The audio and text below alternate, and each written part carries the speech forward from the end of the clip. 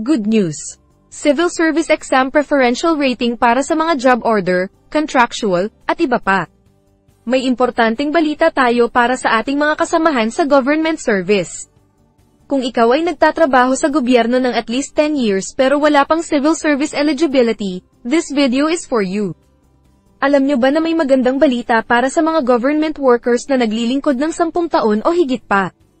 Kung sakaling bumagsak sa civil service exam, pwedeng mag-apply ng Grant of Career Service Eligibility Preference Rating or CSEPR para madagdagan ng hanggang 10 points ang rating. Ito ay ayon sa Civil Service Commission Resolution na ipinasa noong December 2023.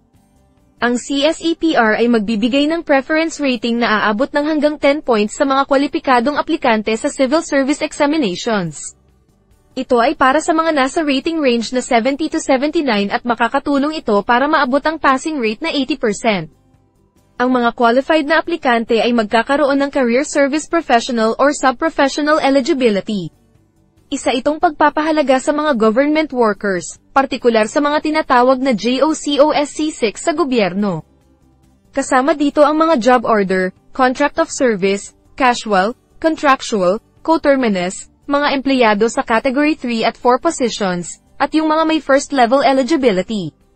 Para maging eligible, kailangang magkaroon ng minimum na 10 taong serbisyo sa gobyerno ang mga aplikante na JOCOSC6, kasama na ang performance rating na very satisfactory sa dalawang huling rating periods bago ang application date.